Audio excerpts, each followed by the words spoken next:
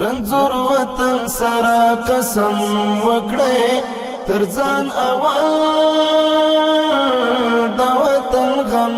لوګر پوهنتون د ځوانانو مسلکي روزنې او لوړو زده کړو په موخه په لوګر ولایت کې پر 1500 جریبه ځمکه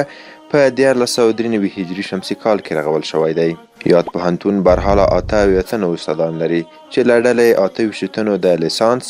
او 50 تنو د ماستري او دکترا تر کچې زده کړې کړي او اوس مهال شاوخوا 1400 محصلین پکې په زده کړو بوخت دي او اداري چارې د 15 تنو کارکوونکو له لوري پرمخ وړل کیږي. تر ځان اول د وطن غم وکړې وطن زګیروي کې راته داسې. لوګر پوهنتون د کمپیوټر ساينس، شرایطو، اداره او عامه پالیسي، جیولوژي او قانونو، زراعت او ښوونې او روزنې برخو کې 6 پوهنځي او 11 څانګې لري. دغه پوهنتون په خپله لنډه موده کې د علمي، اداري او محصلانو چارو له پلوه چټک پرمختګ کړی او د افغانستان اسلامي امارت له حاکمیت وروسته د پام وړ لاسته راوړنې لري چې د بیلګې په توګه د عینک په نوم د علمي څیړنیزې مجلې، د شرایطو، کمپیوټر ساينس او اداره او عامه پالیسي 3 پوهنځیو ایجاد یادولی شو. دغه راز د څیړنو او علمي مجلې د استادانو د ګمارنې او علمي ترفیعاتو د تضمین کیفیت او د استادانو د مسلکي پراختیا مرکز 4 مستقل آمریتونه پکې رامنځته شوي دي. همدارنګه په یاد پوهنتون کې له فتح وروسته د 28 میلیونه او 504 افغانیو په ارزښت د لابراتواري موادو اخیستلو، د 600 افغانیو په ارزښت د څیړنو مرکز تجهیز، د 2 میلیونه او 320 افغانیو په ارزښت د بیلابیلو کتابونو پیرودل،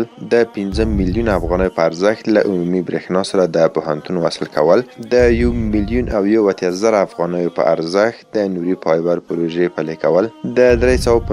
تنو محصلینو لپاره د لیلیې فعالول، د یو محراب لوی مسجد او معیاري کتابتون جوړول، د پوهنتون په صحن کې د څه باندې 3000 نیالګیو او زینتي بوټو کېښودل او د پوهنتون په انګړ کې د پاکو اوبو 4 حلقو ژورو څاګانو کیندل پروژې تطبیق شوې دي او همداراز د شاوخوا 50 میلیون افغانیو په ارزښت د پوهنتون داخلي 1.2 کیلومتره سړک د جوړولو پروژه پیل او 50 سلنه چارې بشپړ شوې دي. د یادونې وړ ده چې لوګر پوهنتون له لوړو زده کړو وزارت سره په همغږۍ هوډ لري چې په راتلونکو کلونو کې د علمي ځواکمنتیا، پراختیا او معیاري کېدو په برخه کې لا ګړندي او دوامداره ګامونه واخلي.